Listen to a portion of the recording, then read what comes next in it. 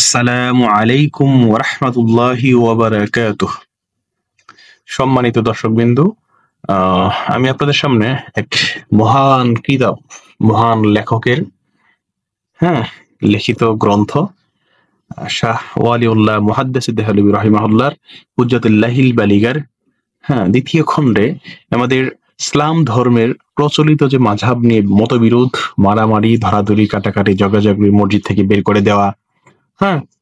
তারপরে হলো বিশেষ এক মর্যাদায় ইমাম আবু হানিফা রাহিমাহুল্লাহকে উন্নীত করা, হ্যাঁ? যেটা নবী করিম সাল্লাল্লাহু আলাইহি ওয়াসাল্লামের থেকেও ক্ষেত্র বিশেষে বেশি হয়ে যাচ্ছে। এটা আসলে আমাদের একান্ত যে কারণটা সেটা হলো আমাদের যে মাযহাবী ভাই যারা, এরা আসলে প্রকৃতপক্ষে পড়াশোনা না করে ওনাদের আকাবিরদের কথাকে বেশি মূল্যায়ন করে থাকেন।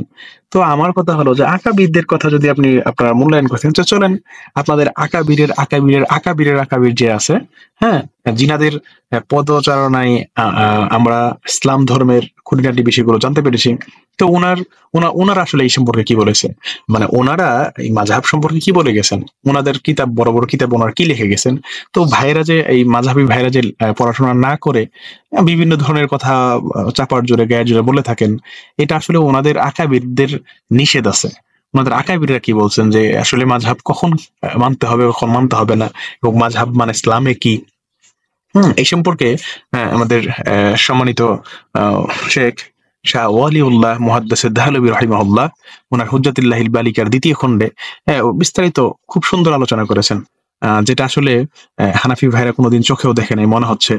যদি উনারা এটাকে দেখতেন এবং উনাদের কথাগুলোকে মানতেন, যদি বুঝতেন, তাহলে হয়তোবা আমাদের এই যে সমাজের মধ্যে এই জোরে আমিন বলা নিয়ে, এই নাভির নিচে বুকের উপর হাত বাঁধা নিয়ে এত মারামারি, ধরাধরি, কাটাকাটি হতো না।